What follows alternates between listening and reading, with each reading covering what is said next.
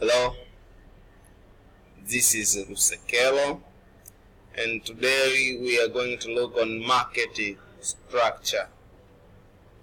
Before we move on, we should know the meaning of market itself. We should know the meaning of market structure, types of market structure, and things of the kind. Now, starting with the meaning of market structure. What is market? You see, market, this is the place where buyer and seller meet to make a transaction. Hii ni definition kidogo ambayo ni slow learner. Kwa market ni sehemu ambapo buyer na seller wanakutana kwa lengo la kufanya transaction. Lakini vile vile tunaweza kusema market is a situation whereby buyers and sellers meet for exchange of goods and services. Ina maana ile ni situation against a place. Unaweza mkakutana kwenye mtandao mkafanya transaction vile vile. Inaweza kuwa transaction ya goods au ya service. Kwa sio lazima iwe place, ndio maana tunasema ni situation. Ni ile hali ambapo muuzaji na mnunuzi wanakutana kwa lengo la kufanya biashara. Sasa baada ya kuangalia market kama market, nini maana market structure? Maana ya market structure, so market structure refers to the nature and the degree of competition among firms operating in the same industry. Kwa ile nature na degree ya competition kati ya firms ambao wanaoperate kwenye market au kwenye same industry ndio inaitwa market structure. Tunaposema nature tuna maana gani? Nature maana yake organization of the firm. How does the firm has been organized? How imekuwa organized vipi hiyo firm tunaiongelea? Lakini tunaposema degree of competition, this looks on either there is a single seller or not. Ndio maana halisi ya hiyo degree of competition. Kwa hiyo baada ya kuona kwamba market structure ni nini, nature tunasema refer to the nature ni kitu gani, na tunaposema degree of competition ni kitu gani. Tunaposema degree of competition kama nilivyosema kwamba tunaangalia kama hiyo market ina single seller au ina watu wengi, ndio tunaangalia degree of competition.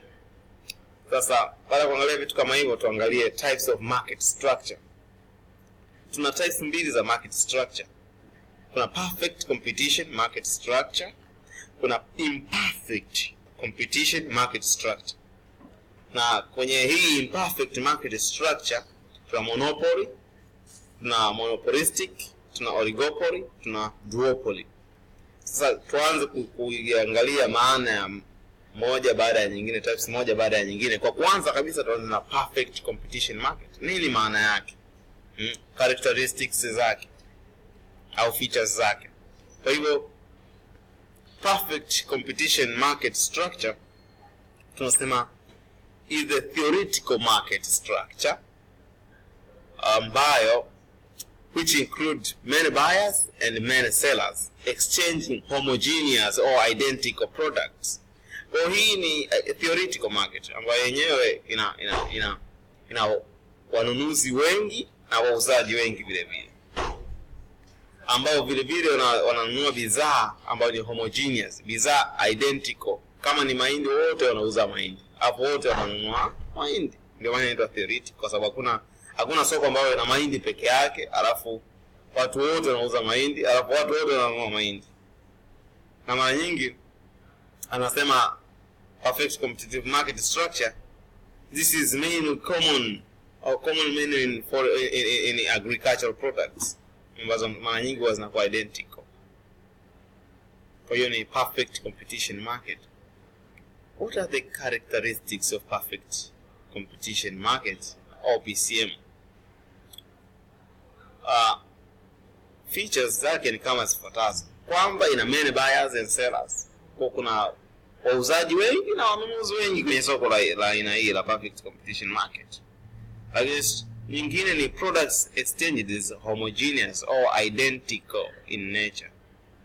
Kwa bidhaa ambayo sasa inakuwa exchanged kwenye perfect competition market, yenyewe ni homogeneous, ni bidhaa inayofanana, bidhaa zinazofanana. Kama ni mahindi, wote mahindi, na mahindi yanakuwa yanafanana kwa rangi, kwa quality, kwa quantity, but the meaning. Characteristics nyingine ni kwamba kuna free entry and exit. Unaingia kirahisi kwenye market na unatoka kirahisi kwenye market.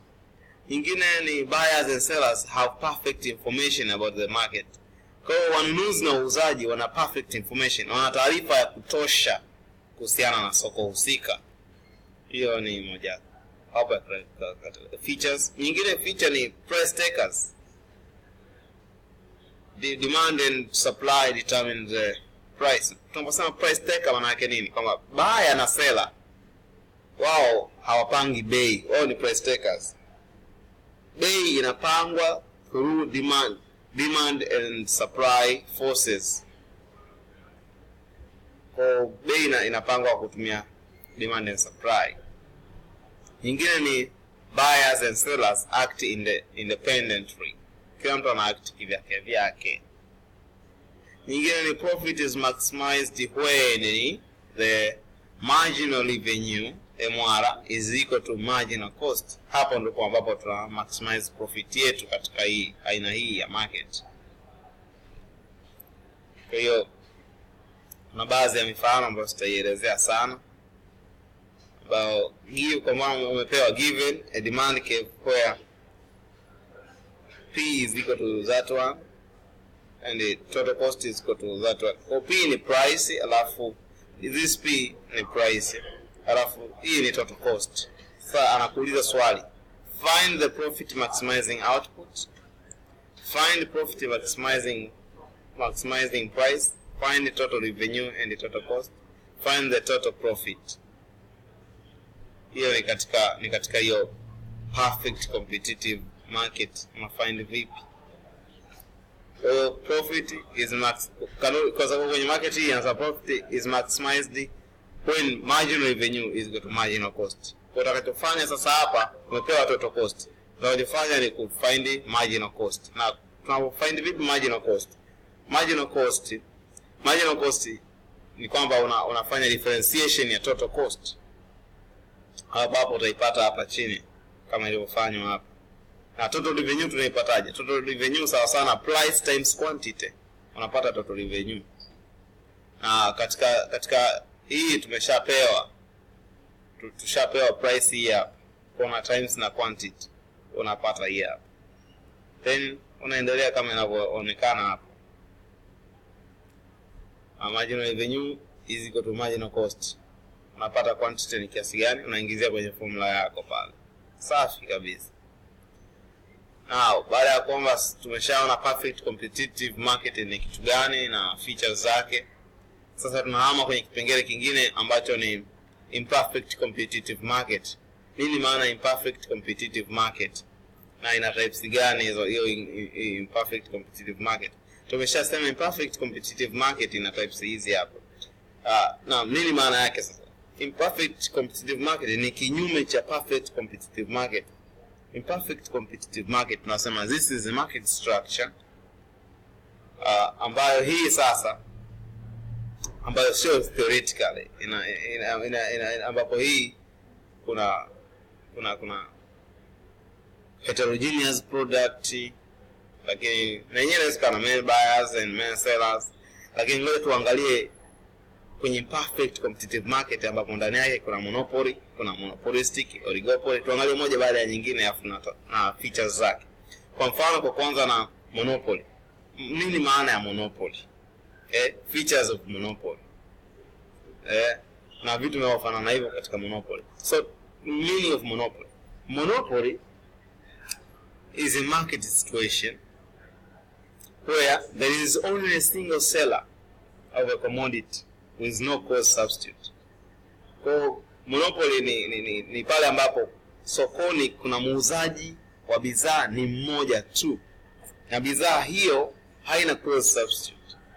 There is no cost substitute. Ndio inaitwa monopoly. Kwa mfano, Tanzania is a monopoly of Tanzanite. mineral.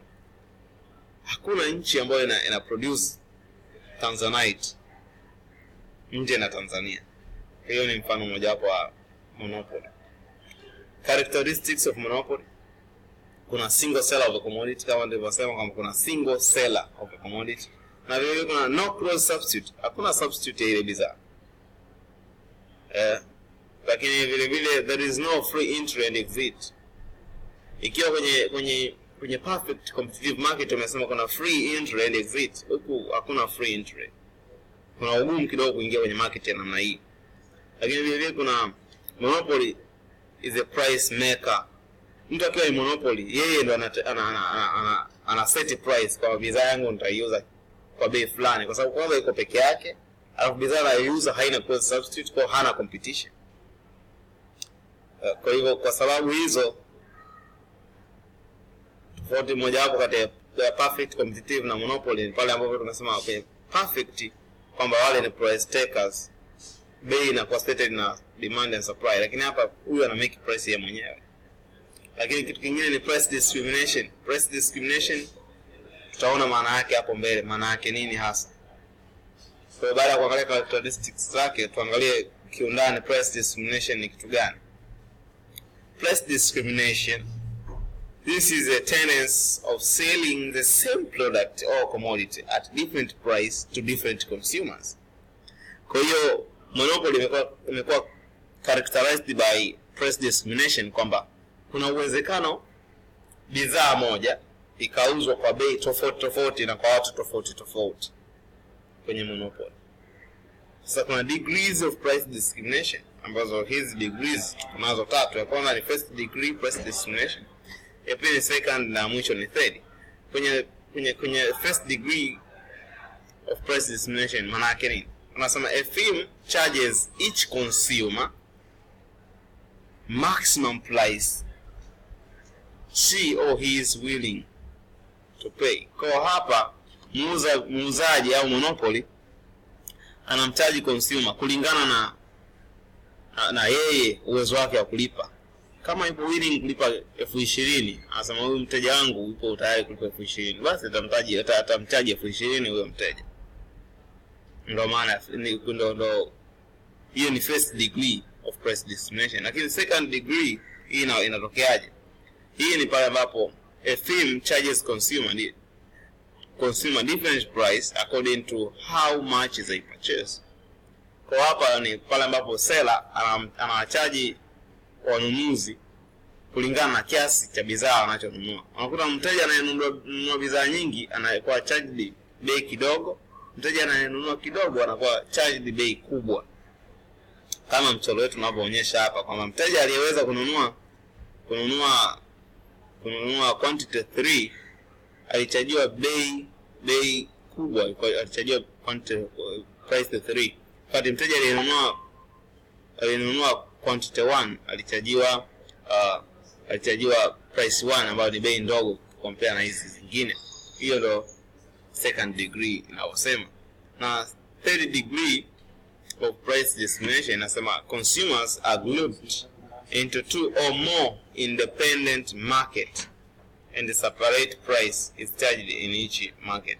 Kwa hapa ni pale ambapo wateja wanakuwa grouped more independent in market tofauti na wanakuwa charged bei tofauti depending on their groups. Kwa baada ya kuona hiyo degrees of price discrimination, condition ni mara gani ambapo price discrimination is realized. 1, a firm must be a price maker. Lazima mfanya biashara awe yeye ndo ana make price, sio price inakuwa made by demand and supply forces. Awe na uwezo wa make price yeye mwenyewe. Nyingine ni market must be separated. Lazima masoko yawe separated, soko lisiwe moja.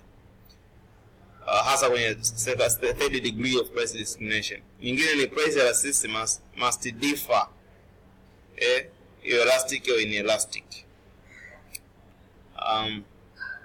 Baada ya kwamba tumeshaona hiyo monopoly, sasa tuishie hapo kwa monopoly, alafu tutahamia kipengele kingine